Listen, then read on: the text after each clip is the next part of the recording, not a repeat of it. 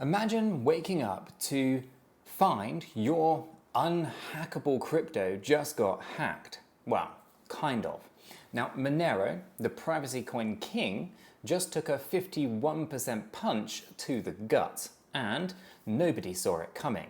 Now, this kind of freaked me out, and it kickstarted a wild chase for answers that led me straight to something named after a mythical beast. Are you curious? You should be. Buckle up. I have a morning routine here, right? Coffee, Kraken Pro on my screen, affiliate link in the description. It supports the channel, thanks in advance. And I do have a quick scan of the crypto markets. So there I am, sipping on my morning coffee and sipping away, about to make a trade when I see Monero's price plummeting out of nowhere. I'm talking about over 5% down within hours. My first thoughts were, what the heck happened overnight, right? Did I not get enough sleep, or is this actually for real? I did a double take here and took another sip of my coffee for courage, and I started digging through news feeds. And there it is. Headlines blaring that Monero got hit by a 51% attack. Now my jaw just hits the floor among the price chart. Now, if you're not a hardcore blockchain nerd, a 51% attack, it sounds kind of like jargon, doesn't it, right? But here is the thing. It's basically the boogeyman scenario for any proof of work coin. Right? It means that some entity gained control of over half of the network's mining power, which lets them rewrite transactions at will. Pretty much the worst case scenario. And apparently, that's exactly what went down on Monero. A group called Qubic basically bribed a bunch of Monero miners to join their side with a pay-to-switch offer, essentially saying, psst, we'll pay you way more than the other pools if you come mine with us. Now miners, being miners, followed the money, because how long, I should say, how long do you want to be on the losing side? Now before long, of course, Qubic's pool swelled to over 3 gigahertz, which was about 52.7% of Monero's entire hashing power. Over half. Now, they quietly brought out more than half of the network's security guards, so to speak. You know what that means? It's kind of like hiring away half of the security staff of a bank. Suddenly, you have enough control to rearrange the vault, maybe slip out some cash, and nobody can stop you. Straight out of cyber heist movie, right? Now, Qubic claims this wasn't an actual bank robbery. No, they actually insisted it was just a friendly reminder or a stress test, not a malicious attack. Picture a bank robber saying, "Don't worry, I was just testing your alarm system." Maybe that's true. They didn't immediately start double spending coins or anything, but even if it is a test, it's rather scary. For a while, they had the power to reorganize Monero's blockchain, orphan everyone else's blocks and basically play God on the network. That alone is actually enough to make any crypto investor sweat. And oh boy, did people sweat. The Monero community went into freak-out mode, and the market kind of followed, right? Monero's price was, around $267. It cratered to under $244 in a matter of hours. That's over a 5% drop on the day and roughly 17% down on the month, even while the rest of the market was recovering. In crypto terms, Monero was basically catching a cold while everyone else was still at the party. Now, it gets even wilder here. Guess what Qubic did next, right? They didn't just run this test and twiddle their thumbs. The report showed that they took at least a bunch of Monero that they mined during this takeover and dumped it for stablecoins. They then used those proceeds to buy and burn their own Qubic tokens. Now, it sounds a little sneaky, doesn't it? It kind of is. They managed to boost the value of their own token while keeping the grip on Monero's hash power. Two birds, one stone. And expose Monero's weakness and pump their own coin. Sneaky or brilliant, right? You can be the judges. Either way, it's a bit of a wake-up call. So here I am, watching all of this unfold, thinking to myself, is nothing sacred anymore? If even Monero could get punked like this, what about the rest of the other coins that I hold? I've always admitted, and admired, I guess, Monero to a point for its privacy and its security through decentralization. But it turns out that if someone can throw enough money at the miners, even a top 10 market cap coin can stumble. Now, it's kind of like finding out the solid old brick wall that you built has a tiny little crack in it, and someone just drove a truck through it. So, at this point, I'm neck deep in Monero's saga, equal parts fascinated and of course horrified. Naturally, I hop into our free educational Discord server. Yep, there's a link in the description. And this to see what the community is saying. And it's buzzing, right? Some people are like, see, this is why proof of work can be dangerous for smaller coins. Others are in just disbelief. Monero, really? No way. And we've all got theories flying around. Adrenaline is pumping. It's kind of a whole thing. And in the midst of this frenzy, one of our members, yes, one of our members shares a post from Twitter, okay, X, but old habits die hard, right? And it's from none other than Charles Hoskinson, the founder of Cardano, right? The guy with the signature colourful Hawaiian shirt and the big brain opinions on all things crypto.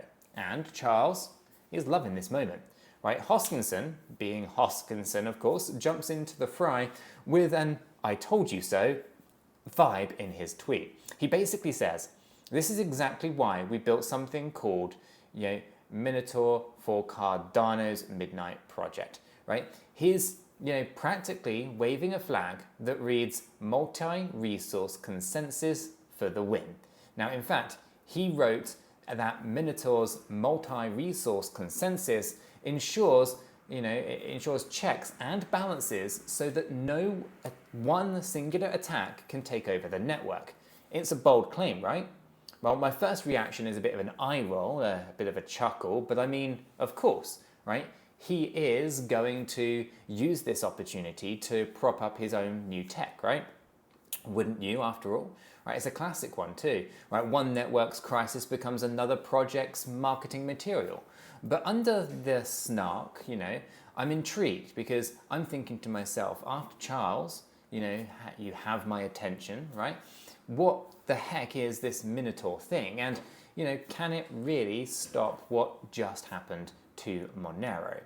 So I put on my, metaphorical detective hat and start digging into the Minotaur. And you know what?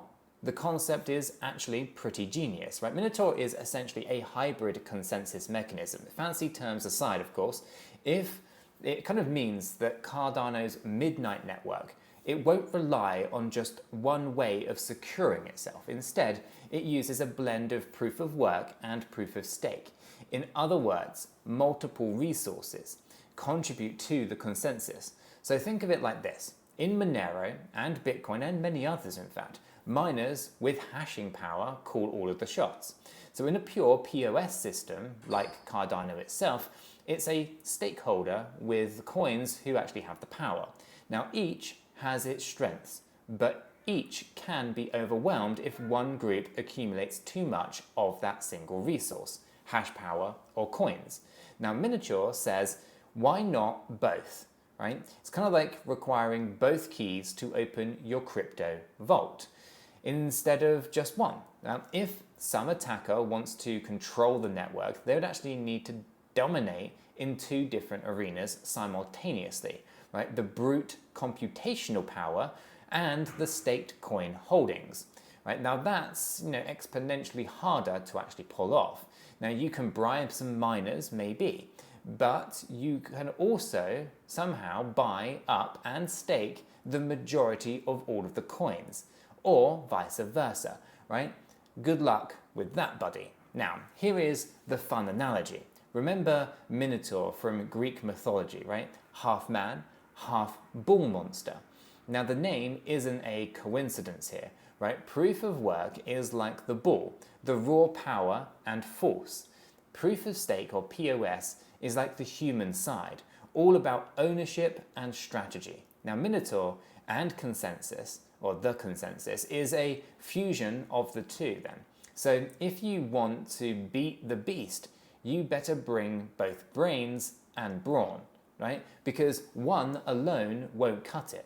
By blending work-based and state-based validation, Minotaur spreads out control so that no single entity can easily grab it all. It's kind of like having a security system that needs both a physical key and a fingerprint to scan. Even if you pick the lock, you're still going to need the right fingerprint. Now, in Monero's case here, right, Qubic picked the lock, got the hash power, but imagine if they also needed the majority of the coins. Well, that would have been a whole different ball game. Now, I've got to admit here, right, the more that I read, the more I'm just nodding along, right? This does sound like a solid way to prevent exactly what has happened to Monero, one-party control, right? Not so fast when you've got multi-resource consensus. And beyond just security, there's another benefit here, efficiency. Right, Midnight, that's Cardano's upcoming sidechain that will use Minotaur, isn't just about being, attack-proof. Its privacy-focused chain is at its core, right? It's aiming to be zero-knowledge powerhouse, right? We're talking about advanced cryptography, ZK snarks, and all of that jazz to enable private transactions. Those privacy features take a lot of computational juice. At Midnight has to verify transactions without exposing any data, meaning it's crunching cryptographic proofs in the background. So if you did all of that, right, on a typical single resource network, you might overload the system or centralize it because only supercomputers could handle it. Now, Minotaur's multi-resource approach actually helps distribute the heavy load, keeping things efficient and secure at the same time. Now, Cardano's stake pool operators who run nodes on Cardano will also validate Midnight, and Minotaur is designed so that their hardware doesn't get overloaded by the extra work. So in other words, you don't need or won't need a NASA computer or supercomputer to run a Midnight node. An ordinary Cardano node operator can handle it without their kind of rig melting down. That's a big deal for keeping the network decentralized. It means more people can participate in securing Midnight, not fewer. Now, at least by now, I'm pretty sold that Minotaur is at least a clever solution here. It's not a proven one, not yet, but hey, I'm not here waving, pom-poms for Cardano blindly, right? A healthy dose of skepticism is always good. And this is one point where I should probably remind everyone of something rather important. And this one might just shock you, but I'm not a financial advisor, and nothing in this video is financial advice. Cryptocurrencies are highly volatile, and you could lose all of the money that you invest. You should always do your own research and consult a qualified professional. After all, your investments are entirely your responsibility, and you should know that nothing is ever guaranteed when it comes to investing. Neither I, this channel, nor YouTube are liable for any losses, and this video today is for entertainment and educational purposes only. Phew, I had to get that out of the way and out of there because I know, right? The mood kill is there, but it is true. I'm just a nerd on the internet sharing a story. There's no crystal balls here. So just just don't mistake my enthusiasm, I'm trying to get out, I guess, for Midnight's tech as a sign that you should FOMO into anything, right? Always be smart and do your own homework. All right, so that's the disclaimer, it's done, it's over. Let's get back to the fun stuff. And where were we? Right, that was it. Cardano and the Midnight project possibly saving the day. So, does this mean that Monero is doomed and everyone should jump on ship to Cardano's shiny new thing? No, Of course not. Monero is battle tested, and this stress test might actually help it become even more resilient in the future. But it does underscore a bigger theme, right? Crypto is constantly innovating. A problem pops up in one place, and elsewhere someone's already working on a fix. Now in this case, proof of work 𝗗𝗶𝘀𝗰𝗍 was exposed, and proof of work plus proof of stake solution emerges as the contender. So the immediate reaction in the market was actually quite telling. Monero took a punch to the gut price-wise. Investors got spooked. Meanwhile, over in Cardano land, it's almost the opposite story, right? ADA, Cardano's coin, actually jumped up 14% within about a day of Hoskinson tooting his own horn about, midnight. Now, trading volume for ADA, it went through the roof at the same time. It's kind of like a market's collectively said, oh, Cardano might have the antidote for this 51% attack. A glimmer of that, right? Fear in one corner, greed in the other. Classic kind of crypto mood swings then.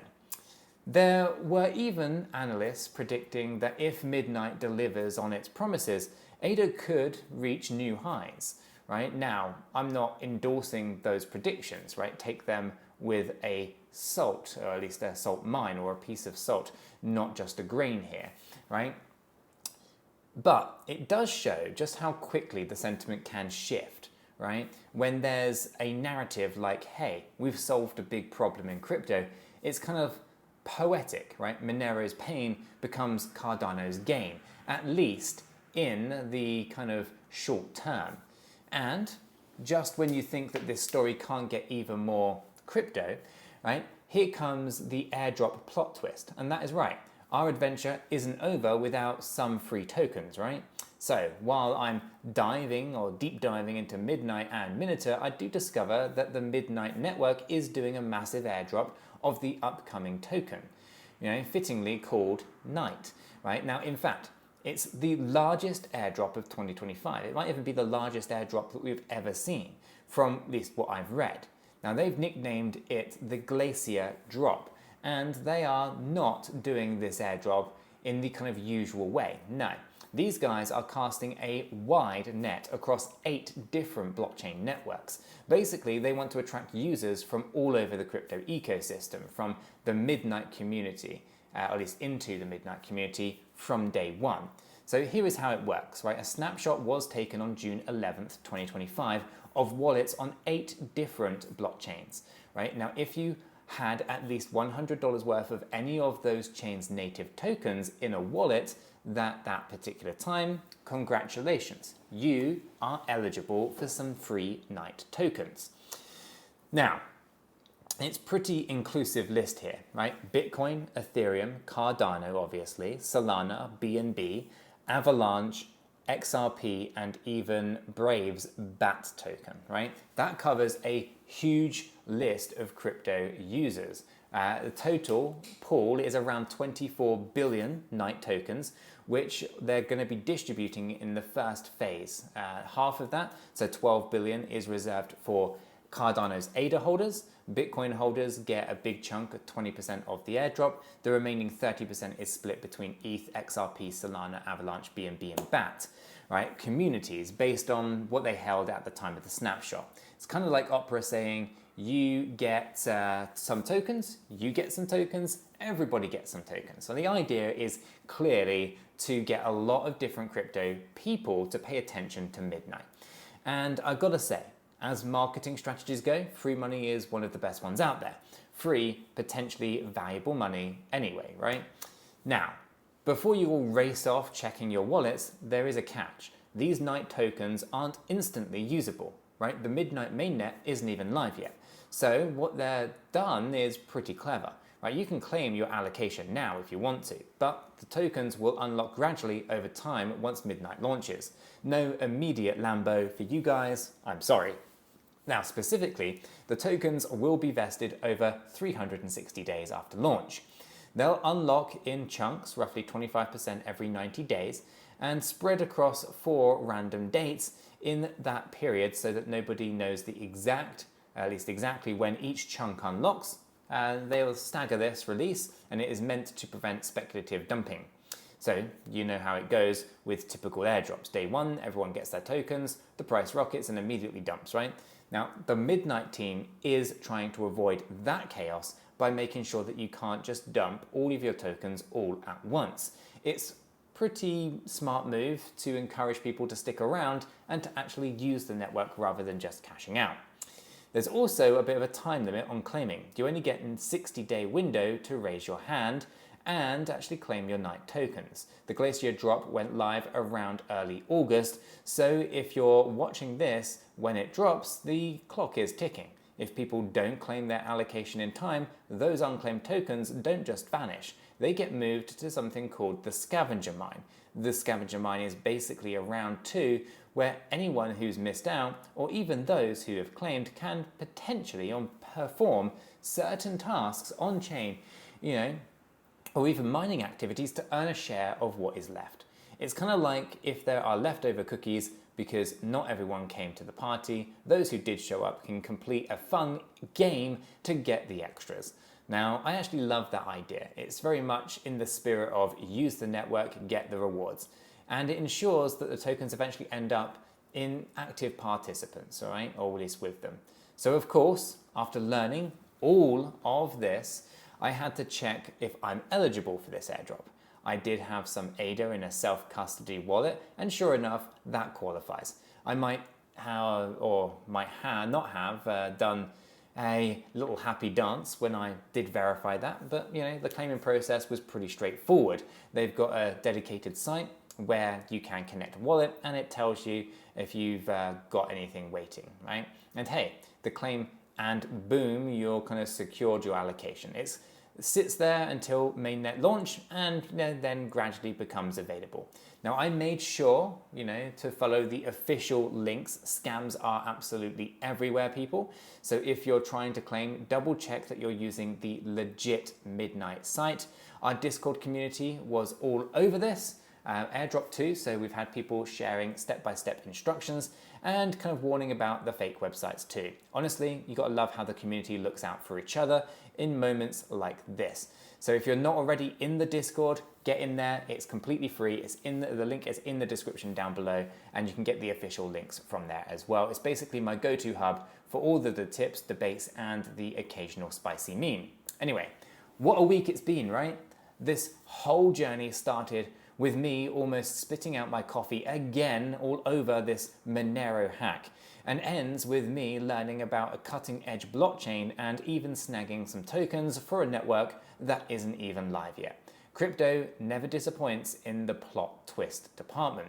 Now, the irony isn't lost on me either here. Monero, a coin famed for staying ahead of surveillance and protecting privacy, got blindsided by a good old-fashioned brute force attack. And Cardano, often ribbed for being slow and overly academic, is poised to launch something pretty futuristic that directly addresses this kind of problem.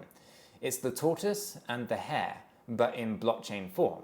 And the slow and the steady tortoise is rolling out heavy armor, multi-resource consensus, while the speedy hare just tripped on a hurdle. Now, my big takeaway from all of this: no crypto is invincible. Even the best tech can have a bad day if someone finds a bit of an angle.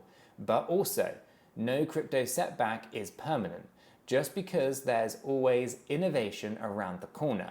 And this industry is in the kind of constant arms race between attackers and defenders, right? Centralizers and decentralizers. And today it's Monero versus Qubic.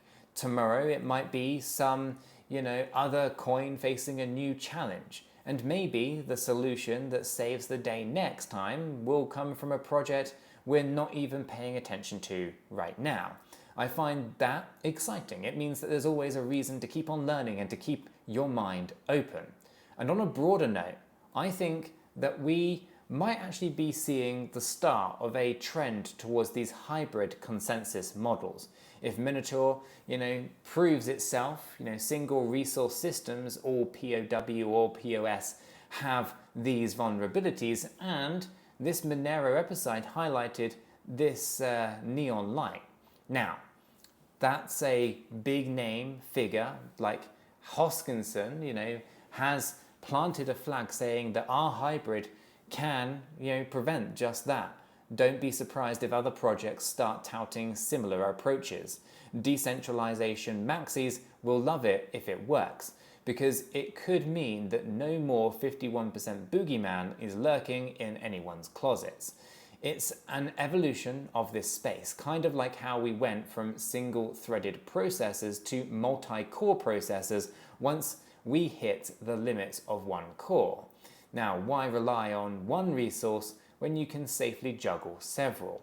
And as for Monero, I wouldn't count it out just yet. The community is strong and passionate. They've been through a lot, exchanges delisting it, governments hating on it, and they always come back swinging. Now, I bet there are already, discussions happening on how to further decentralize Monero's mining or otherwise defend against this kind of attack. Maybe they actually encourage more smaller miners, or maybe even consider hybrid approaches themselves. Who knows? Competition and challenges like this tend to spark new ideas. Remember, this Qubic thing was a friendly takeover, if you can call it that. It's a bit of a wake-up call, not a death knell. So, to wrap up this crazy little adventure, I started out just curious and maybe a little bit fearful about a major coin being attacked. And I ended up diving into, advanced consensus mechanisms, joining a massive airdrop, and honestly gaining a new appreciation of how quickly crypto can evolve. Not gonna lie to you guys, I'm pretty excited to see Midnight go live and watch how Minotaur, performs in the real world. Will it live up to all of the hype and prove, impervious to Monero-style attacks? Will it, bring new levels of privacy and usability that puts pressure on older projects? I guess only time will tell, but you can bet that I'm going to be watching and probably participating because, hey, I've got a stake in it now, literally. Now, if you've made it this far, thanks for coming along on this journey with me. It's stories like these that remind us why I fell down the crypto rabbit hole in the first place. It's never just about the numbers going up, it's about the ideas pushing forward. And the best part, it's that we're all learning as we go together. So hit like button, hit the subscribe button so you don't miss the next adventure, and I'll catch you all in the next one.